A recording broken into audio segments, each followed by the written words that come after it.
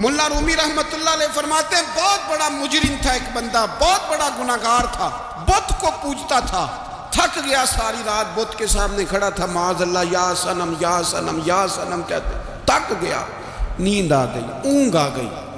جب پوری طرح نیند آ گئی اور دماغ پہ نیند قبضہ کرنے لگی تو اس کے منہ سے نکل گیا، صنم صنم کہہ رہا تھا نا، نکل گیا یا صمد، او بے نیاز مالک۔ رب کریم نے فرشتوں سے فرمایا دوڑ کے جاؤ، جو کہتا ہے اسے دے دو۔ فرشتے کہنے لگے مالک تو بت کو پکار رہا تھا، اس نے تو غلطی سے نام لیا ہے۔ فرمایا مجھے نہیں پتا، لیکن دیکھو نا اس نے مجھے پکارا تو ہے نا، کتنی دیر سے جھوٹے کو پکار رہا تھا، اس کا معاملہ حل نہیں ہوا، اب اگر سچے کو پکارنے پہ بھی حل نہ ہوا تو فرق کیا رہ جائے گا؟ دے دو جو مانگتا ہے، دے دو۔ میرے دوست گھر پتہ چل جائے وہ کریم کتنا ہے، وہ مہربان کتنا ہے۔ میرے رسول پاک علیہ الصلوۃ والسلام نے تو فرمایا تیری آنکھ سے اگر اس کے خوف سے اتنا آنسو بھی نکل گیا جتنا مچھر کا پر ہوتا ہے، تو جس طرح بھینس کے تھنوں سے نکلا ہوا دودھ واپس تھنوں میں نہیں نہ جاتا، جو اتنا بھی روئے نہ روئے اللہ کے خوف سے، وہ بندہ دوزخ میں نہیں جائے گا۔ تھوڑی دیر کے لیے ڈر جائے اپنے رب سے، آئے تو صحیح۔ عدم معرفت غفلت پیدا کرتی ہے، تو آ تو صحیح، وہ تو کریم ہی بڑا ہے، وہ تو مہربان ہی بڑا ہے۔ حضرت زنیرہ رضی اللہ تعالی عنہ حضور کی صحابیہ ہیں۔ ایام جو مکے کے تھے مسلمانوں پر بڑی آزمائش کے تھے، انہیں بڑا مارا کفار نے، اتنا مارا کہ ان کی بینائی چلی گئی، نظر آنا بند ہو گیا۔ کافروں کی عورتوں نے تانا دیا کہ تو نے ہمارے بت چھوڑے ہیں نا، تو دیکھنا تیری بینائی چلی گئی۔ تو جناب زنیرہ اللہ پہ بھروسہ، توکل، معرفت الہی کا جذبہ، اٹھ کے کھڑی ہو کہنے لگی چپ کرو، تمہارے جھوٹے بت کیا کر سکتے ہیں، میرا رب چاہے تو صبح جب میں اٹھوں تو میری آنکھیں روشن ہو، اگر کریم کرم کر دے۔ لوگ کہتے ہیں واقعی ایسا ہوا، جب وہ سویرے اٹھی تو اللہ نے ان کی روشنی واپس کر دی۔ تجھے پتہ چل جانا وہ مہربان کتنا ہے۔ وہ ایک بزرگ تھے تو ان سے کسی نے کہہ دیا کہ اگر آپ کا حساب آپ کے ماں باپ کے ذمہ ہو جائے تو پھر کیسا، پوچھنے کے لیے قیامت میں اگر ماں باپ حساب لیں تو پھر کیسا۔ تو بڑے سیانے لوگ تھے جو دل والے تھے، کہنے لگے نہیں، رب کریم ہی ٹھیک ہے، اس لیے کہ وہ ماں باپ سے کہیں بڑھ کر پیار کرنے والا ہے۔ اگر یہ معرفت مل جائے وہ کریم کتنا ہے۔ اور جب بندہ پوری طرح اس کی بارگاہ میں آ کے تڑپ جاتا ہے نا، مولا میں جاؤں کدھر، تیرا دروازہ چھوڑ کے جاؤں کدھر۔ اقبال کہتے ہیں وہ ایک سجدہ جسے تو گراں سمجھتا ہے، 1000 سجدوں سے دیتا ہے آدمی کو نجات۔ تجھے جگہ جگہ جھکنا نہیں پڑے گا اگر تو صحیح معنوں میں اپنے رب کی بارگاہ میں جھک جائے۔ تو میرے عزیز کوشش کرے کہ اس کی معرفت، اس کا کرم، اس کی عطا اور اللہ تبارک و تعالیٰ کے حاضر و ناظر ہونے پر عین الیقین، حق الیقین حاصل کرے۔ اور پھر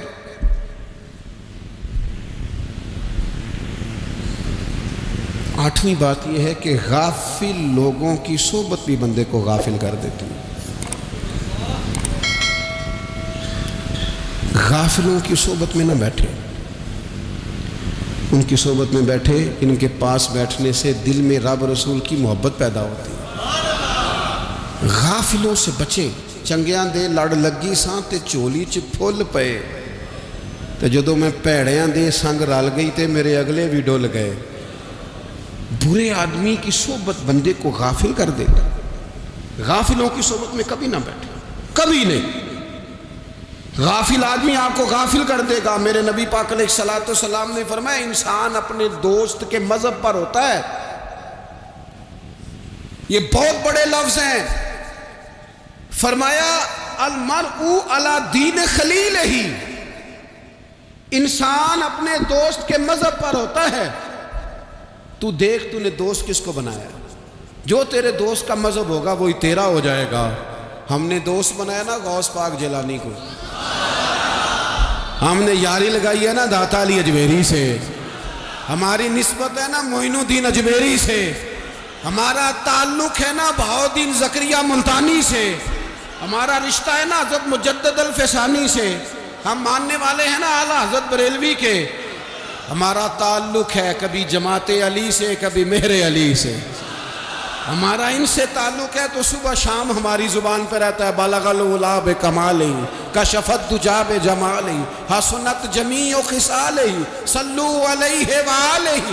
ان سے تعلق جڑا ہے نا تو کئی دفعہ تنہائیاں تڑپا دیتی ہیں اور تڑپ کے کہتے ہیں آج سکھ متران دی ودھیری، آج سکھ متران دی، سکھ کہتے ہیں اڈیق کو، متر کہتے ہیں محبوب کو، اج سکھ متران دی ودھیری ہے، اے کیوں دلڑی اداس گھنیری ہے، لوں لوں وچ شوق چنگیری ہے، اج نینا لائیاں کیوں جھڑیاں، سبحان اللہ سبحان اللہ سبحان اللہ۔ پہلے کہتے ہیں سکھ متران دی ودھیری ہے یعنی اداس ہو، پھر حضور کے جلووں پہ نظر کرتے ہیں، کہتے ہیں سبحان اللہ سبحان اللہ، ماں اجمل کا ماں احسانہ کا ماں اکمالہ کا، اور پھر فوراً کہنے لگے او کتھے مہر علی، او کتھے مہر علی، کتھے مہر علی تے کتھے تیری سنا، اب دیکھو مشتاق اکھیں کتھے جاڑیاں، بلغ العلا بے کمال کشفت دجا بے، اور میرے اعلیٰ حضرت کہنے لگے سرور کہوں کہ مالک و مولا کہوں، باغ خلیل کا گلے زیبا کہوں تجھے، تیرے تو وصف عیب تناہی سے ہیں بری، حیران ہوں میرے شاہ میں کیا کیا کہوں تجھے۔ غافل آدمی کی علامت ہے برے لوگوں کی صحبت میں، خبردار ان کے پاس نہ بیٹھنا جن کے پاس بیٹھنے سے تمہارے دلوں میں اولیاء اللہ کے بندوں کی عداوت پیدا ہو، خبردار خبردار ان کے پاس نہ بیٹھنا جن کے پاس بیٹھنے سے تمہارے دلوں میں حضور کی اولاد پاک کے بارے میں شک پیدا ہو، خبردار اس شخص کے پاس نہ بیٹھنا جو امام حسین ابن علی کے بارے میں کوئی کمزور بات کرتا ہو، بچنا، خبردار اس سے بچنا جو حضور کے صحابہ کے بارے میں بات کرے، بچنا اس سے، جو سیدنا ابو بکر صدیق کے بارے میں کوئی، دیکھو کیا مقدر ہے صدیق و فاروق کے، جن کے گھر ہی رحمتوں کے خزینے میں، بھلا کیا کہا نبی پاک، حضور نے فرمایا میرے اوپر جس نے نیکی کی تھی بدلہ دے دیا ہے، یہ جو میرے ابو بکر صدیق ہے نا، ان کو میں اللہ کی بارگاہ میں لے جاؤں گا، کہوں گا مالک تو ہی بدلہ عطا فرما۔ ایک ہاتھ میں جناب صدیق کا ہاتھ پکڑا، ایک میں حضرت عمر کا ہاتھ پکڑا، اور حضور مسجد نبوی سے باہر آ رہے ہیں، دیکھنے والے کی زبان سے بے ساختہ سبحان اللہ نکل گیا، کیا شان ہے کیا مقدر ہے۔ تو حضور علیہ السلام رک گئے اور روک کے فرمایا تو حیران ہو رہا ہے نا، تو حیران ہو رہا ہے نا کہ میں نے ایک ہاتھ میں ابو بکر کو پکڑا ہے، ایک میں عمر کو پکڑا ہے، فرمایا قیامت میں جب میری قبر کھلے گی تو میں اسی طرح قبر سے نکلوں گا، اس طرح میدان محشر میں میں آؤں گا۔ خبردار حضور کے وفاداروں کے وفادار رہنا، ان کے وفادار رہنا، ان کے وفادار رہنا۔ بڑا عجیب دور آیا ہے، ہم نے یہ دور دیکھا ہے کہ لوگ حضور کے صحابہ کے بارے میں بھی بات کریں گے، اب نبی پاک کی اولاد پاک کے بارے کو بھی ڈسکس کیا جائے گا۔ اپنا منہ تو دیکھ، اپنی حیثیت دیکھ، اور پھر وہ بندے دیکھ جن کو اللہ نے چن کے اپنے محبوب کی غلامی کے لیے حضور کے قریب بٹھایا ہے۔ تو بچنا ایسے لوگوں سے، پرہیز کرنا، خبردار عقیدہ ستھرا رکھنا، عقیدہ ستھرا رکھنا، صاف رہنا، پاکیزہ رہنا، غافلوں کی صحبت سے بچنا۔ بڑا ڈرتے ہیں اللہ سے، دعائیں مانگتے ہیں یا اللہ نسلوں میں بھی وہی بندے پیدا فرما جو عقیدے پکے رکھنے والے ہیں، وہ بندے پیدا فرما ہماری نسلوں میں۔ ایک وہ بندہ بھی غافل ہو جاتا ہے جو امیدیں لمبی ہی لگا لیتا ہے، جن کے منصوبوں میں دولت بھی ہوتی ہے، گھر بھی ہوتا ہے، اولاد کا بڑا ہونا بھی ہوتا ہے، پوتے پوتیاں نواسے نواسیاں دیکھنا بھی ہوتا ہے، یہاں بھی گھر وہاں بھی گھر، یہ سیر، یہ سارا کچھ ہوتا ہے، لیکن رب کی بارگاہ میں پیش ہونا جن کے پیش نظر نہیں ہوتا. لمبی امیدیں. حضرت مولا علی شیر خدا فرمایا کرتے تھے میں تم پر دو باتوں کا خوف کھاتا ہوں جو ڈر آتا ہے. ایک یہ کہ تم خواہش کی پیروی کرو گے، جو نفس کی خواہش ہوگی اس کے پیچھے لگ جاؤ گے، اور ایک کہ تم لمبی لمبی امیدیں باندھو گے، اتنے سال جینا ہے، اتنے 100 سال جینا ہے، یہ کرنا ہے وہ کرنا ہے. منصوبہ بندی کریں مستقبل کے لیے، وہ بری نہیں، لیکن تیاری رکھیں، تیاری رکھیں. اس بات کا بھی خیال رکھیں کہ اللہ کی بارگاہ میں حاضر ہونا. یہ غفلت کی چیزیں ہیں جو بندے کو غافل کر دیتی ہیں. جو لوگ اللہ کا ذکر نہیں کرتے وہ بھی غافل ہو جاتے ہیں، اور جو فضول باتیں زیادہ کرتے ہیں نا، ہنستے زیادہ ہیں. فَلْيَضْحَكُوا قَلِيلًا وَلْيَبْكُوا كَثِيرًا. قرآن کہتا ہے زیادہ رویا کرو، کم ہنسا کرو. نبی پاک علیہ الصلوۃ والسلام سے پوچھا تھا حضرت عقبہ بن عامر نے کہ یا رسول اللہ نجات کس چیز میں ہے؟ تو نبی پاک علیہ الصلوۃ والسلام نے فرمایا ایک تو اپنی زبان قابو میں رکھو، دوسرا فرمایا اپنے گھر میں ٹھہرے رہو، تمہارا گھر تمہارے لیے کافی ہو، فضول نہ نکلو گھر سے، اور تیسرا فرمایا اپنی خطاؤں پہ رویا کرو. کثرت کلام اور فضول کلام اور بلا وجہ بندے کو غافل کرتا ہے، دل کو سخت کرتا ہے. یہ چند چیزیں ہیں جو انسان کو غفلت میں ڈالتی ہیں.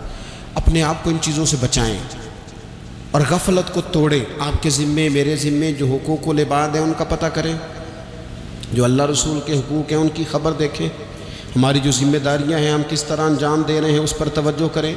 اپنے معاملات کو ٹھیک کریں. ہم انسان ہیں، کوتاہیاں تو رہ جائیں گی، لیکن جب کوشش کریں گے تو پھر رب تعالیٰ مدد بھی فرمائے گا.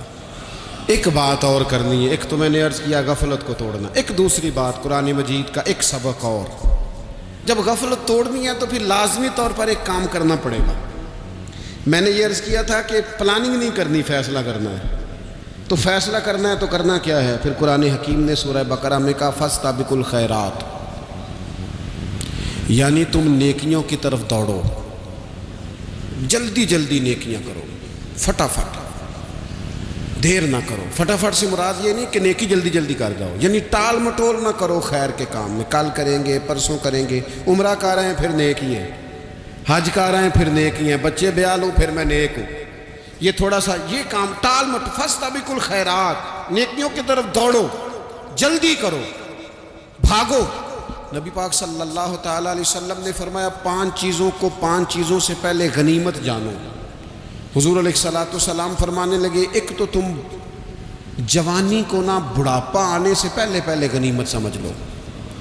نبی کریم صلی اللہ تعالیٰ علیہ وآلہ وسلم ارشاد فرمانے لگے کہ اپنی صحت کو غنیمت جان لو بیماری آنے سے پہلے. پھر حضور علیہ الصلوۃ والسلام فرمانے لگے اگر اللہ نے تمہیں مال دیا ہے، وسعت دی ہے، تو نیکی کر لو، خرچ کر لو اللہ کے راستے. خدا نہ خواستہ تم پر غریبی آ جائے. اور پھر حضور سید عالم صلی اللہ تعالیٰ علیہ وسلم فرمانے لگے اگر تمہیں اللہ نے کچھ فراغت دی ہے، بہت زیادہ مصروف نہیں ہو، تو غنیمت جان لو، جلدی سے نیکی کر لو قبل اس کے کہ تم مشغول ہو جاؤ. اور 5ویں بات حضور نے بیان کی، فرمایا زندگی کو غنیمت جانو موت آنے سے پہلے. جلدی سے نیکی کر لو. نیکی کے لیے ساری زندگی منصوبہ بندی نہ کرتے رہو. نیکی کے لیے دیکھو نا، ہماری زندگی میں یہاں دنیا میں رہ کے چند منٹوں میں وہ نیکی کی جا سکتی ہے جو قیامت کے بعد صدیوں کا ہمارا فائدہ کرے گی، صدیوں کا فائدہ کرے. کرتے نہیں، پلاننگ کر رہے ہیں، منصوبہ بندی کر رہے ہیں، بس تیاری کر رہے ہیں، بس حضرت آپ دعا کر دیں، اللہ تعالیٰ دعائیں بھی قبول فرمانے والا ہے. لیکن جو نیکی نصیب ہوتی ہے اسے جلدی سے کر گزریں، اسے فٹافٹ کریں. میں ایک گاؤں میں گیا، اب تو خیر وہ دور نہیں رہا، یہ 10-15 سال 20 سال پہلے نا جو نوجوانوں کی مصروفیات ہوتی تھیں ان میں سے ایک مصروفیت یہ ہوتی تھی کہ گندم لے کے چکی پہ جانا ہے، آٹا پسوا کے لانا ہے. یہ ایک بڑی، چونکہ سبھی گھروں کے اندر سال کے لیے گندم سٹاک کر لی جاتی تھی، تو گندم لے کے جانا یہ ایک ڈیوٹی ہوتی تھی. ایک نوجوان ایک گاؤں میں، اس کی مجھے تعریف سننے کو ملی. تو ایک بوڑھی اماں کہنے لگی یہ تو بڑا نصیباں والا ہے، سارے دا آٹا پیا لے ہوگا. اور آتے جاتے پوچھ لیتا ہے کہ اماں کوئی، کہنے لگی میرے بچے باہر ہوتے ہیں، یہ مجھے دوائی بھی لا دیتا ہے شوگر کی، میں مریضہ ہوں. یعنی خیر جتنی ہو سکے جتنی. میرے ایک سنگی ہیں تو سڑک پہ کوئی بندہ کھڑا ہوتا ہے نا، اللہ تعالیٰ انہیں سلامت رکھے، بندہ کھڑا ہوتا ہے تو کہتے ہیں میں اس سے پوچھ لیتا ہوں بابا جی کدھر جانا ہے، فلانی جگہ جانا ہے، تو کہتے ہیں میں موٹر سائیکل پہ بٹھا لیتا ہوں. بندہ دیکھ کے مجھے سمجھ آ جاتی ہے ضرورت مند ہے، کوئی چور نہیں، کوئی ڈاکو نہیں، ضرورت مند ہے. میں اسے منزل تک نیکی جتنی میسر آئے، جس حد تک میسر آئے. کیا کہا ہمارے نبی پاک علیہ السلام نے؟ حضور نے ہم سے فرمایا کچھ نہ ہو سکے تو بات ہی مسکرا کے کر لینا، اس پر ہی اللہ صدقے کا ثواب عطا کر دے. فاستبقوا الخیرات، جلدی سے نیکی کر لو. اپنے نامہ اعمال میں روز نیکیاں جمع کرو، کوئی نہ کوئی خیر کا کام روز کرو اور جلدی سے کرو. صحیح مسلم میں حدیث ہے، نبی پاک صلی اللہ تعالی علیہ وسلم فرمانے لگے جلدی جلدی نیکی کے کام کر لو ان فتنوں سے پہلے جو اندھیری رات کے حصوں کی طرح فتنے ہوں گے. فرمایا اس وقت حال یہ ہوگا کہ آدمی صبح مومن ہوگا، شام کو کافر ہو جائے گا، شام کو مومن ہوگا تو صبح کافر ہو جائے گا. اور فرمایا لوگ دنیا کے بدلے اپنا دین تک بیچ ڈالیں گے. معاذ اللہ جھوٹی قسمیں نہیں کھائی جاتی، جھوٹا قرآن مجید نہیں لوگ اٹھا لیتے. لوگ دنیا کے لیے دین بیچ ڈالیں گے. اس سے پہلے جب فتنے اتنے زیادہ ہو جائیں، اس سے پہلے نیکی کر لو، کوئی خیر کا کام کر لو، جلدی سے کچھ ایسا کر لو. حضرت عقبہ بن حارث رضی اللہ تعالیٰ عنہ فرماتے ہیں یہ دیکھیں ہمارے نبی پاک علیہ السلام کی سیرت کیا ہے، حضور کا اسوہ کیا ہے، نبی پاک علیہ السلام ہماری تربیت کس طرح کرتے.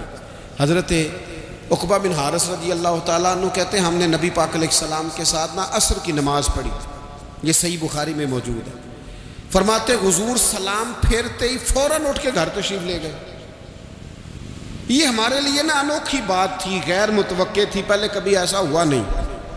سلام پھیرا نماز کا، حضور جلدی سے تشریف لے گئے. اب ہم حیران تھے اور حیرت انگیز طور پر حیران تھے کہ کریم اتنی جلدی تشریف لے گئے. تھوڑی دیر ہوئی حضور واپس آ گئے. تو محبوب پاک علیہ السلام فرمانے لگے گھر میں ایک چھوٹی سی ڈلی، ایک چھوٹا سا ٹکڑا سونے کا پڑا تھا. مال آیا تھا سارا صدقہ کر دیا، وہ تھوڑا سا پڑا تھا. اچانک مجھے یاد آیا وہ تو پڑا رہ گیا. تو حضور فرمانے لگے میں نے کہا کہیں ایسا نہ ہو جائے کہ ساری رات گزر جائے اور میرے گھر میں پڑا ہی رہ جائے. میں جلدی سے جا کے اسے خیرات کر دوں. میں نے خیرات کیا پھر میں واپس آ گیا ہوں. جلدی سے نیکی، جلدی سے نیکی کر لی جائے. ہم بڑا انتظار کر رہے ہیں، بڑا لمبا ہمارا پروگرام ہے، ہمارے پاس ٹائم ہی بڑا ہے. کسی نے کان میں کہہ دیا ہے تیرے پاس بڑا وقت ہے، ابھی تو بڑی عمر پڑی ہے، ابھی تو جناب اور میرے بھائی یہ لوگوں کے کہنے کی باتیں ہیں. پھر پتہ ہی نہیں چلتا حالات کس طرح کے ہو جاتے ہیں اور کیا معاملات انسان کے ساتھ درپیش ہوتے ہیں. جتنی خیر میسر آئے، جتنا بھلا میسر آئے، جتنی انسان کو توفیق ملے. میں نے بزرگوں کو دیکھا، اپنے اصحاب کو، پہلے وہ خدام سے کہتے کہ میں سونے لگا ہوں اور پابند کرتے لوگوں کو کہ فلاں وقت، بزرگوں کو میں نے دیکھا اپنے، وہ پابند کرتے لوگوں کو کہ فلاں وقت میں موجود ہوں گا آنا، خود پابند فرماتے. اور پھر جب بیدار ہوتے تو سب سے پہلے خدام کو بلا کے پوچھتے کوئی مہمان تو نہیں آیا. وہ جناب آپ نے خود ہی تو پابند فرمایا فلاں دن آنا. کہنے لگے چل یار اگر کوئی آیا تو مجھے ملا لو، میری ملاقات کرا لو. کیوں؟ اس لیے کہ دور سے آیا ہے، مجھ سے ملنے آیا ہے، کوئی خیر کی بات سیکھنے آیا. چلو میرے نامہ اعمال میں کوئی نیکی جائے گی، کچھ نہ کچھ خیر جمع کر لی جائے، کچھ نہ کچھ ڈیوٹی کر لی جائے، کچھ کام کریں اور جلدی سے کریں. حضرت جابر ابن عبداللہ انصاری رضی اللہ تعالیٰ عنہ بیان کرتے ہیں، یہ بھی بخاری میں موجود ہے. کہتے ہیں ایک صحابی نبی پاک علیہ السلام کی بارگاہ میں حاضر ہوئے غزوہ احد کے موقع پر، اور حال ان کا یہ تھا کہ وہ کھجور کھا رہے تھے اور کھجور انہوں نے منہ میں رکھی ہوئی تھی. حضور کی بارگاہ میں حاضر ہوئے اور عرض کرنے لگے یا رسول اللہ صلی اللہ تعالیٰ علیہ وسلم اگر میں شہید کر دیا جاؤں تو کہاں جاؤں گا؟ حضور فرمانے لگے جنت میں. تو کہتے انہوں نے جو کھجور منہ کے اندر تھی وہ انہوں نے نگلی نہیں، اندر نہیں لے گئے، اس کو باہر نکالا اور دوڑ کے آگے بڑھے اور جنگ کرنی شروع کر دی اور لڑتے لڑتے شہید ہو گئے. کیا سبق دیا انہوں نے؟ سبق یہ دیا کہ نیکی کرنے میں اتنی دیر بھی نہیں کرنی جتنی کھجور کھانے میں دیر لگتی ہے. جلدی سے نیکی کرنی ہے، فٹافٹ نیکی کرنی، اس کے اندر ٹال مٹول نہیں کرنا. اسی وقت انہوں نے کھجور باہر نکال دی، دوڑ کے انہوں نے حضرت انس بن نضر رضی اللہ تعالیٰ عنہ، حضرت انس بن مالک رضی اللہ تعالیٰ عنہ کے چچا ہیں، میدان احد میں نا، احد پہاڑ کے قریب کھڑے تھے، لوگوں سے کہہ رہے تھے جلدی جلدی ادھر آؤ، وہ جنت جو انسان کو انتقال کے بعد نصیب ہوگی اور قیامت کے بعد نصیب ہوگی، فرماتے تھے مجھے تو ابھی احد پہاڑ کے اندر سے جنت کی خوشبو آ بھی رہی ہے، لہذا جلدی سے آؤ، ادھر دوڑو، جہاد کرو، آؤ کفار سے لڑے۔ تو نیکی میں دیر نہیں کرنی، جو نیکی میسر آتی ہے، جس کو میسر، ماں باپ میسر ہیں تو خدمت کر لیں، اہل خانہ ہیں تو حسن سلوک کر لیں، اللہ نے اولاد دی ہے تو اچھی تربیت کر لیں، دوست ہیں تو خیر خواہی کر لیں، اگر آپ کو اللہ رمضان عطا کرتا ہے تو زیادہ سے زیادہ اس کی عبادت کر لیں، اگر نظر ٹھیک ہے تو تلاوت زیادہ سے زیادہ کر لیں، زبان چلتی ہے تو رج رج کے مدینے والے محبوب پہ درود و سلام پڑھ لیں، اللہ تعالیٰ کا ذکر کر لیں، جلدی سے خیر جمع کریں، اپنے وقت کو ضائع نہ کریں۔ یہ آج کا سبق ہے، ایک تو ہم نے فیصلہ کرنا ہے کہ بس غفلت نہیں، اب غفلت، اب انشاءاللہ اللہ اللہ کرنی ہے، اب کوئی خیر کا کام کرنا ہے۔ میرے حضرت کا ایک جملہ کبھی نہیں بھولنا، فرمایا کرتے تھے زمین کے اوپر کام، نیچے جا کے آرام، یہ چھوڑ دیں اتنے گھنٹے سونا ہے تو یہ کرنا ہے تو میری نیند میں دخل کوئی نہ ڈالے، پھر سوتے ہی رہ جائیں گے، سوتے ہی رہ جائیں گے۔ زمین کے اوپر کام اور نیچے جا کے جاگنا ہے، جاگ لے افلاک کے سائے تلے، پھر حشر تک سوتا رہے گا خاک کے سائے تلے۔ اب جاگ لے افلاک کے سائے کے نیچے، جاگ، کھول آنکھیں، ہر وقت کا سونا، ہر وقت سونا، ہر وقت جو اپنے آرام کی فکر کرنا، اس سے نکل آئیں، اور اچھا کھانا اور اچھا پہننا اور بس اپنی مرضی کی زندگی من چاہی جینا، اس سے باہر آئیں، فیصلہ کریں، فیصلہ کہ اب غفلت نہیں کرنی، اگر اللہ نے کوئی صلاحیت دی ہے تو اسے دین کے کام پہ لگانا ہے، کوئی ڈیوٹی کرنی ہے، کوئی خدمت کرنی ہے۔ دیکھو خدمتیں ہو رہی ہیں، صدیق اکبر مال دے رہے ہیں، عثمان غنی مال دے رہے ہیں، مولا علی نے تلوار پکڑی ہے، میدان میں جا رہے ہیں، فاروق اعظم گلی گلی نگر نگر رسول اللہ کے دین کی پہرے داری کر رہے ہیں، حضرت جناب سیدنا سلمان فارسی ابو ذر غفاری حضور کی مسجد میں جھاڑو دے رہے ہیں، اور بلال حبشی وہ نبی پاک کی مسجد میں اذان پڑھتے رب نے اتنا عروج فرمایا کہ کعبے کی چھت پہ کھڑے ہو کے بھی اذان پڑھنے سے انہوں نے اذان دے دی۔ تو کوئی کام کرنا ہے، غفلت کو توڑنا ہے اور نیکی کرنی ہے ذرا جلدی جلدی۔ اور قرب الہی کے معاملات تک کو جو چیزیں نقصان پہنچاتی ہیں ان میں ایک بڑی چیز غفلت ہے۔ ایک لفظ ہوتا ہے جو ہمیں اکثر سننے کو ملتا ہے کہ آپ کی توجہ نہیں ہے،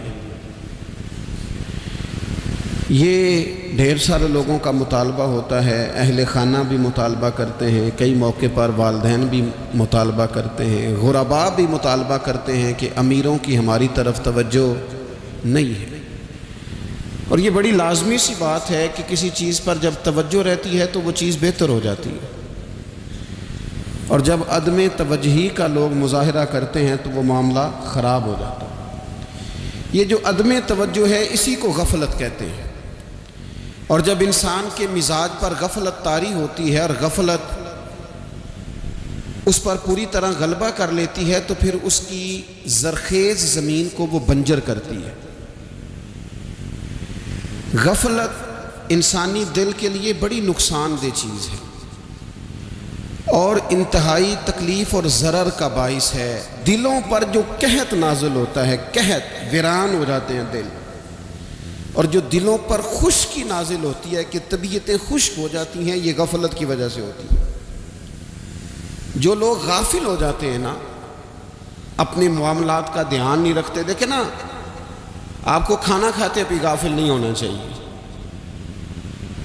اگر کھانا بھی غیر معتدل کھا لیا جائے تو وہ انسان کی طبیعت کے لیے باعث ضرر بن جاتا ہے، نقصان کا باعث بنتا ہے۔ بات کرتے ہوئے بھی غافل نہیں ہونا چاہیے، کئی دفعہ جملے ایسے نکل جاتے ہیں جو انسان کے لیے پھر شرمندگی کا باعث بنتا ہے۔ انسان کو غافل ہو کر کوئی کام نہیں کرنا چاہیے، غافل ہو کر، مدہوش اور بے ہوش ہو کر نہیں۔ غفلت دل کو ویران کرتی ہے، طبیعت میں خشکی لاتی ہے۔ غافل کبھی نہ بنے۔ قرآن مجید فرقان حمید نے ارشاد فرمایا کہ اقترب للناس حسابہم، فرمایا لوگوں کے حساب کا وقت قریب آ گیا، وہم فی غفلۃ معرضون، اور وہ ابھی بھی غفلت میں منہ پھیرے ہوئے ہیں۔ ٹائم آ گیا حساب دینے کا، لیکن وہ ابھی بھی غافل ہیں۔ ہمارے جو زیادہ تر نقصان زندگی میں ہوئے ہیں وہ صرف ہماری غفلت کی وجہ سے ہوئے۔ ہم نے چیزوں پر توجہ نہیں دی، چیزیں گڑبڑ ہو گئیں۔ جس آدمی نے پھول لگائے ہوں، پھل لگائے ہوں، کھیتی لگائی ہو، وہ دانہ ڈال کے پانی دے کے فارغ نہیں ہو سکتا، اسے توجہ کرنی پڑتی ہے۔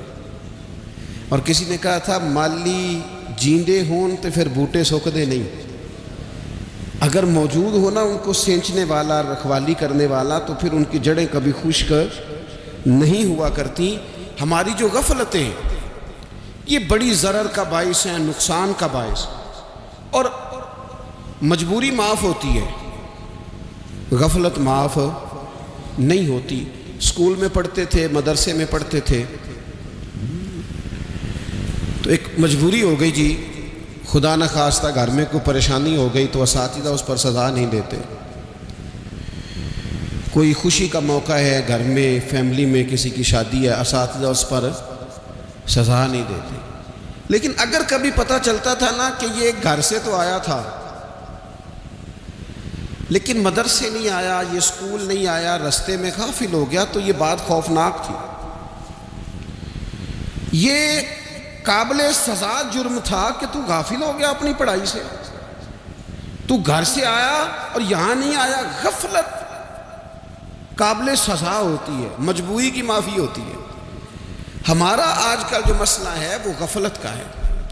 ڈھیر سارے لوگ ہیں، سمجھدار بھی ہیں، سیانے بھی ہیں، معاملہ فہم بھی ہیں، باشعور بھی ہیں، تعلیم کی ڈگریاں بھی رکھتے ہیں، لیکن اگر ان کی زندگیوں کی تکلیفوں کو دیکھا جائے اور بے آباد روح کو دیکھا جائے اور سجدوں سے ان کی دوری کو دیکھا جائے تو ایک ہی بات سمجھ میں آتی ہے کہ پتہ سارا ہے لیکن لے ڈوبی ہے غفلت، توجہ نہیں کی۔ لائق بچہ بھی نالائق ترین زندگی گزارتا ہے، اس لیے کہ اس کے لائق ہونے کے ساتھ ساتھ اس کا توجہ کرنا بھی تو ضروری ہے نا۔ نرے لائق کا کیا فائدہ اگر وہ محنتی نہیں، اگر وہ توجہ ہی نہیں کرتا، اپنا سبق دھیان سے سنتا پڑھتا ہی نہیں، تو جتنا مرضی لائق ہو پیچھے رہ جائے گا۔ اور کئی نالائق ہوتے ہیں، رٹا لگا کے پاس ہوتے ہیں، پر چلو رٹا تو لگاتے ہیں نا، محنت تو کرتے ہیں نا، جد و جہد تو کرتے ہیں۔ کئی نالائق جد و جہد کے باعث آگے گزر جاتے ہیں اور کوئی اسی چکر میں رہ جاتے ہیں، میں بڑا لائق ہوں، کل پڑھ لوں گا، پرسوں پڑھ لوں گا، ہفتہ تیاری کر کے پاس ہو جاؤں گا۔ اپنی زندگی سے غفلت کا پردہ اٹھائیں، اور غفلت اس کے لیے فیصلہ کرنے کی ضرورت ہوتی ہے، پلاننگ کرنے کی نہیں، فیصلہ کرنے کی ضرورت ہوتی ہے کہ میں نے اب غفلت کرنی۔ ہم نہ جب بھی کوئی پروگرام بناتے ہیں تو منصوبہ بندی شروع کر دیں، منصوبہ بندی نہ کریں، فیصلہ کریں، کہیں کہ میں نے غافل نہیں ہونا۔ غفلت غرق دنیا کا نام ہے، اپنے آپ کو غفلت سے بچائیں۔ آپ دیکھیں حضرت کعب بن مالک رضی اللہ تعالیٰ عنہ فرماتے ہیں، بخاری میں موجود ہے، فرماتے ہیں ایک جنگ میں پیچھے رہ گیا تھا، میرا خیال تھا کل چلا جاؤں گا، گھوڑے اور سواریاں میرے پاس تیز ہیں، مضبوط ہیں، پرسوں چلا جاؤں گا، تیزی سے بھاگ کے میں پہنچ جاؤں گا، میں قافلے کے ساتھ شامل ہو جاؤں گا، لیکن بس تھوڑی سستی ہو گئی، ذرا غفلت ہو گئی۔ آپ فرماتے ہیں جب سب لوگ چلے گئے حضور علیہ السلام کے ساتھ جہاد میں اور میں پیچھے رہ گیا، تو پھر جب چند دن گزر گئے اور محبوب کے واپس آنے کا ٹائم ہو گیا تو اب میں غور کرتا سمجھتا تو مجھے مدینے میں یہاں بزدل لوگ نظر آتے، اور کون نظر آتے؟ جو منافق تھے، وہ منافق بزدل دکھائی دیتے، یا مجھے عورتیں اور بچے دکھائی دیتے۔ میں پریشان ہوا، حضور واپس آ گئے۔ جنہوں نے بہانے کیے تھے نا منافقین نے، یہ مجبوری تھی اس لیے نہیں جہاد پہ گئے، یہ جنہوں نے بہانے کیے تھے انہیں مل گئی معافی، اور میں نے سچ بولا، میں نے کہا یا رسول اللہ میں غافل ہو گیا تھا۔ اب کہتے ہیں میں نے جب کہا نا حضور سستی ہو گئی تھی، ذرا غفلت ہو گئی، تو بندہ محبوب سے غافل ہو جائے، بندہ وہیں سے غافل ہو جائے، جو دم غافل سو دم کافر، سانو مرشد اے ہو پڑھایا۔ جب کہا نا حضور وہ غلطی ہو گئی، کوئی مجبوری نہیں تھی، تو فرماتے ہیں باقیوں کو معافی مل گئی، میرے ساتھ حضور ناراض ہو گئے۔ ایک دن نہیں، 2 دن نہیں، 50 دن حضور ناراض رہے۔ مدینے کی گلیوں نے مجھے پہچاننا چھوڑ دیا، در و دیوار سے مجھے یوں لگتا تھا کہ میں پردیسی ہوں۔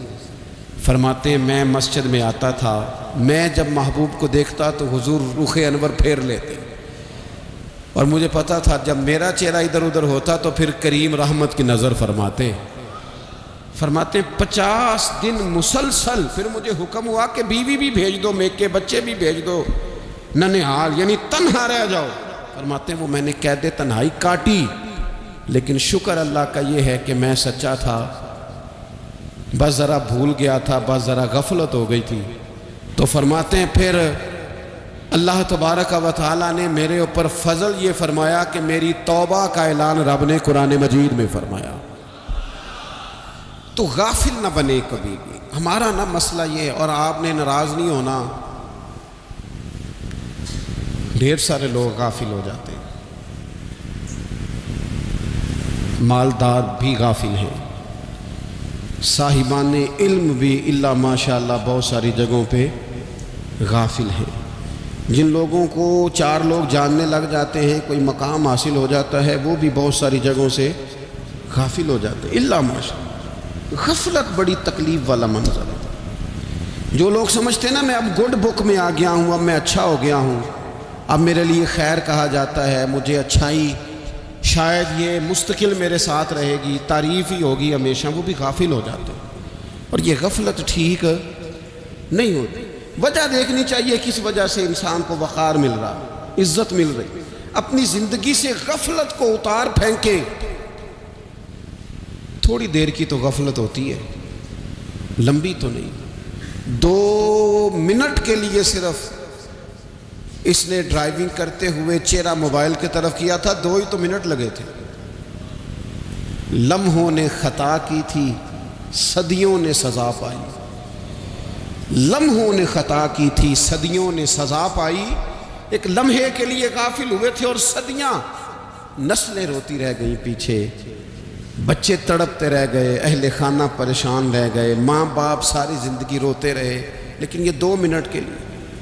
یہ غفلت جو ہے یہ بڑی تکلیف والا معاملہ۔ اپنی زندگی سے غفلت کو اتارنا ہے، غافل نہیں بننا، ہر وقت توجہ اور ساری باتوں پہ توجہ۔ بعض اوقات لوگ ایک طرف توجہ کر کے ایک طرف سے غافل ہو جاتے ہیں، نہ، توجہ ہمہ پہلو رکھنی ہے۔ ہمارے ذمہ جتنے بھی حقوق ہیں ان سب پر توجہ، ہر چیز کا خیال، ایسا نہ ہو کہ عبادت کرتے رہ جائیں اور حقوق العباد ہم سے چھوٹ جائیں، اور حقوق العباد اتنے زیادہ ادا کریں۔ صاحب مجھے کہنے لگے ایک دفعہ بڑے وثوق کے ساتھ، کہنے لگے جی معاذ اللہ ثم نہیں جی ٹائم ملتا پھر نماز دا کی کریے، روزی کمانا بھی تو عبادت ہے نا۔ تو میں نے کہا آپ نے عبادت کرنا ایک حصہ قبول کیا ہے، آپ نے کل عبادت نہیں قبول کی۔ عبادت کل ہے، ہمہ پہلو، ایک حصہ آپ قبول کر کے نکل گئے اور باقی آپ نے چھوڑ دی۔ تو کسی ایک طرف سے بھی غافل نہیں ہونا، جتنی ذمہ داریاں ہیں، جتنی ڈیوٹیاں ہیں، ان سب کا خیال۔ اور جو بڑا آدمی ہوتا ہے، بڑا، گھر میں بڑا ہو، قبیلے میں بڑا ہو، علاقے میں بڑا ہو، ادارے میں بڑا ہو، کلاس میں بڑا ہو، جو بڑا ہے اس کی تو ساری آنکھیں کھلی ہوئی ہونی چاہیے، ایک ایک پر اس کی نظر ہونی چاہیے کہ میری کہاں ضرورت ہے، کہاں مجھے اشک شوئی کرنی ہے، کس کے ساتھ میں نے کس طرح محبت کا رویہ رکھنا ہے۔ غافل نہ بنے۔ اچھا جی اب کیسے پتہ چلے گا کہ ہم غافل ہیں؟ یہ کیسے پتہ چلے گا؟ آپ کسی بندے سے بھی پوچھ لیں حالات کیا ہیں تو کہتا ہے اللہ کا شکر ہے کبھی کسی کا دل نہیں دکھایا، اللہ کا شکر ہے جی زمانہ ہو گیا 5 نمازیں پڑھتا ہوں، اللہ کا شکر ہے جی۔ کیسے پتہ چلے گا غافل ہے؟ پہلی علامت ہمارے علماء اور صوفیاء نے غافل بندے کی لکھی ہے۔ اس آئینے میں میں نے اور آپ نے اپنا آپ دیکھنا ہے۔ غافل بندے کی پہلی علامت یہ ہوتی ہے کہ وہ دنیاوی کاموں میں چست ہوتا ہے اور اللہ اور اس کے رسول کی فرما برداری میں سست ہوتا ہے۔ یعنی نماز کے وقت تو اسے نیند ستاتی ہے، پریشانی ہوتی ہے، لیکن اگر کسی جگہ مال مل رہا ہو، پیسے مل رہے ہوں، وہاں جانا ہو تو پھر اسے کوئی چیز بھی تنگ نہیں کرنی۔ دنیاوی کاموں میں چست ہوگا، یعنی ٹی وی کے آگے، موبائل کے آگے وہ گھنٹوں بیٹھا ہوا ہے، اور اگر اسے 25 منٹ قرآن پاک سننا پڑ جائے، اگر اسے 20 منٹ دینی محفل میں بیٹھنا پڑ جائے، اگر اسے کہا جائے کہ تو 20 رکعت نماز نفل ادا کر، دنیاوی کاموں میں چست ہے، دینی کاموں میں، یہ غفلت کی پہلی علامت۔ پھر ذاتی معاملات پہ پیسہ خرچ کرنا ہو تو ڈھیر سارا ہے، کسی غریب کی مدد کرنی ہو تو۔ وہ ہمارے ایک دوست ہیں، وہ اکثر کہا کرتے ہیں، وہ کہتے ہیں آج کل کسی سے کہنا فلائی کام میں، دینی کام میں، کسی کی مدد میں کچھ 4 پیسے خرچ کرنے ہیں تو لوگ کہتے ہیں ہاتھ تنگ ہے۔ ہاں کوئی سستا پلاٹ ملتا ہو نا، اور اگر یہ سمجھ آ جائے کہ وہ مجبور ہے بیچارہ بیچنے والا، تو پھر کہتے ہیں میں 2-3 دوستوں کو پھاڑ لے سن۔ ذاتی کاموں میں جب بندہ چست ہو اور دینی کاموں میں سست ہو تو مطلب یہ ہے کہ بندہ غافل ہے، پہلی علامت غفلت کی۔ اور غفلت کی دوسری نشانی یہ ہے کہ انسان گناہ کے کاموں کو معمولی سمجھنے لگ جاتا ہے، یہ غافل بندے کی نشانی ہے، گناہ کو معمولی سمجھتا ہے، چھوٹا سمجھتا ہے۔ آج کل لوگ کہتے نہیں میں کو اکیلا کر رہا ہوں، ساری دنیا ہی کرتی ہے۔ اور جناب کیا ہو گیا، اگر یہ غلطی ہو گئی تو بندے سے ہو ہی جاتا ہے۔ گناہ کو معمولی سمجھنا، چھوٹا سمجھنا، اور کہنا پھر کیا ہو گیا ہے، انسان سے غلطی ہو جاتی ہے۔ آپ دیکھ لیں کہ سینکڑوں بیسیوں گناہوں کا بوجھ ہمارے سروں پہ ہوتا ہے، لیکن کوئی ہمارا دبدبہ ہے، کوئی ہماری گفتگو ہے، کوئی ہمارے جملوں میں خود پسندی ہے، کوئی ریاکاری ہے، کوئی تصنع ہے۔ یہ غافل بندے کی علامت ہے۔ نبی اکرم صلی اللہ تعالیٰ علیہ وآلہ وسلم نے فرمایا مومن اپنے گناہوں کو پہاڑ کی طرح سمجھتا ہے، یہ بخاری میں حدیث ہے۔ مومن پہاڑ کی طرح جانتا ہے اور وہ ڈرتا ہے کہ کہیں وہ پہاڑ اس کے اوپر گر نہ جائے، یعنی کہیں مجھے میرے گناہ کی سزا نہ مل جائے۔ چھوٹے گناہ کو بھی پہاڑ جانتے، یار مجھ سے غلطی ہو گئی، مجھے ٹھیک کر لینی چاہیے، مجھے معافی لے لینی چاہیے، مجھے توبہ کر لینی چاہیے۔ مومن اپنے اوپر گناہ کو پہاڑ کی جانب سمجھتا ہے۔ اور حضور علیہ الصلوۃ والسلام فرماتے ہیں کہ یہ جو فاسق اور فاجر ہوتا ہے نا، اللہ کا نافرمان، یہ گناہ کو مکھی کی طرح سمجھتا ہے، یہ سمجھتا ہے میں نے اشارہ کرنا ہے مکھی نے اڑ جانا ہے۔ مومن کی علامت یہ ہے کہ وہ پہاڑ جانتا ہے، اگر غلطی ہو جائے تو پہاڑ۔ امام اعظم ابو حنیفہ رحمۃ اللہ علیہ گزر رہے تھے تو بارش ہو گئی تھی اور کوفہ میں کیچڑ تھا، تو آپ نے جو جوتے پہنے ہوئے تھے ان جوتوں سے چلتے ہوئے نا آپ کے پاؤں سے کچھ مٹی اڑی، تو سامنے ایک یہودی تھا، اب اس زمانے میں دیواریں کچی ہوتی تھیں، اس کے دیوار پر جا کے وہ مٹی جو تھی وہ لگ گئی۔ اب امام صاحب بڑے پریشان ہوئے کہ میں نے اس کی دیوار کو آلودہ کر دیا۔ یہاں تو لوگ اپنی اینٹیں رکھتے رکھتے کئیوں کی دیواریں توڑ ہی دیتے ہیں، اور پھر وہ اس پر ماننے کو بھی تیار نہیں ہوتے، تسلیم کرنے کو بھی تیار نہیں ہوتے۔ وہ کہتے ہیں پھر کیا ہو گیا، اب ہمارا یہاں گھر ہے تو ہم نے ٹرالی منگوانی نہیں تھی، ہمارا حق بنتا تھا۔ امام صاحب کے پیروں سے ذرا کیچڑ اڑا، یہودی کی دیوار پہ لگا، اس کی کچی دیوار تھی۔ امام صاحب پریشان ہو گئے، سوچنے لگے کہ اگر میں دیوار سے یہ کیچڑ اتارتا نہیں تو یہ بھی زیادتی ہے، میں نے اس کی دیوار کو گدلا کر دیا، اور اگر میں اتارتا ہوں تو کچھ مٹی اس کی دیوار کی بھی اتر جائے گی، کچی دیوار ہے، یہ بھی زیادتی ہے۔ مومن گناہ کو پہاڑ کی طرح سمجھتا ہے کہ کہیں گر نہ جائے، اس کی بھی کہیں سزا نہ مل جائے۔ امام صاحب نے اس کے دروازے پہ دستک دی، وہ باہر آیا تو اتفاق سے وہ آپ کا مقروض بھی تھا، اس نے پیسے دینے تھے۔ باہر نکلتے ہی کہنے لگا اوہ آپ تو قرض لینے آ گئے، میرے پاس تو ابھی گنجائش نہیں ادا کرنے کی۔ تو امام صاحب کہنے لگے تو قرض چھوڑ، وہ میں نے معاف کیا، میرے سے غلطی ہو گئی ہے، میں آ رہا تھا، لکڑی کے جوتے اس زمانے میں کھڑاؤں لوگوں نے پہنے ہوتے تھے، کہا وہ میرے پیروں سے ذرا کیچڑ اڑا ہے، تیری دیوار پہ لگ گیا ہے، اب میں بڑی دیر سے کھڑا سوچ رہا ہوں کہ اگر میں تیری دیوار صاف نہ کروں تو میں نے یہ میلی کر دی، گدلی کر دی، یہ بھی بات درست نہیں ہے، زیادتی، اور اگر میں اسے صاف کرتا ہوں کچی دیوار سے کچھ مٹی اتر جائے گی تو یہ بھی زیادتی ہے، اب تو بتا میں کیا کروں۔ تو بے موسمہ پھل تھا نا یہ، تو بے موسمہ پھل دیکھ کے بندہ حیران ہو جاتا ہے۔ جو باتیں روٹین میں نہ ہو رہی ہوں وہ ذرا انوکھی لگتی ہے، بندہ حیران ہو گیا، غور سے امام صاحب کا چہرہ دیکھنے لگا، غور سے چہرہ دیکھنے لگا، اور پھر تھوڑی دیر سوچنے کے بعد کہنے لگا حضور پہلے میں نے دین اسلام کے بارے میں پڑھا اور سنا تھا، آج میں نے دین دیکھا ہے۔ پہلے میں نے سنا تھا کہ دین اسلام اس طرح کا ہے، آج میں نے دین ہے۔ ہم نہ پوری دنیا کے کافروں کو دین سنانا چاہتے ہیں، دکھانا نہیں چاہتے۔ ہم نیک نظر آنا چاہتے ہیں، نیک بننا نہیں چاہتے۔ ہم نیک نظر آنا چاہتے، نتیجہ کیا نکلتا ہے کہ کچھ عرصے کے بعد پتہ چل جاتا ہے بندہ کس لیول کا نیک ہے، کیا معیار ہے اس کی نیکیوں کا۔ کہنے لگا حضور پہلے میں نے دین سنا تھا، آج دیکھا ہے۔ آپ وہ مٹی کی دیوار پر جو کیچڑ لگ گیا ہے، دیوار کو بعد میں صاف کیجئے گا، پہلے کلمہ پڑھائیں تاکہ میرے اندر کا کفر صاف ہو جائے، مجھے مسلمان کر دیں۔ تو غافل آدمی جو ہوتا ہے نا، وہ پھر تیسری بات، جب بندہ بہت زیادہ غافل ہو جاتا ہے پھر اعلانیہ گناہ کرنے لگتا ہے۔ ایک گناہ، پھر اس کا اظہار گناہ۔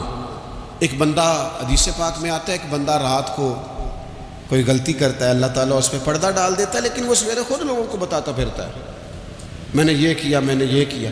جب آپ اظہار گناہ کرتے ہیں نا تو سامنے والا بھی دلیر ہوتا ہے، کہتا ہے اس نے کیا میں کر لوں گا، تو پھر کیا ہوا۔ ہمارے علماء نے لکھا ہے کسی کی نماز قضا ہو جائے تو کسی کو بتائے نہ، قضا پڑھ ڈالے، اس کا جگہ جگہ ذکر نہ کرے۔ جب آپ کہیں گے نا میری قضا ہو گئی، تو آپ کے ساتھ رہنے والا بچہ دوست سمجھے گا یار اس کی قضا ہو گئی، یا تو میری بھی ہو جائے گی تو کیا ہوگا۔ گناہ کرنا بھی گناہ ہے اور گناہ کا اظہار بھی گناہ ہے۔ نبی اکرم صلی اللہ تعالیٰ علیہ وآلہ وسلم نے ارشاد فرمایا میری ساری امت کو معافی مل جائے گی سوائے ان لوگوں کے جو اعلانیہ گناہ کرتے ہیں۔